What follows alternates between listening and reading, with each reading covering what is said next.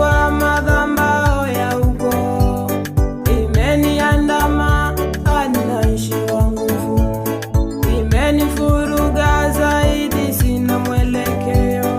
Ninakuita Baba, shuka kwa upesi, upate kuiokoa nafsi yangu.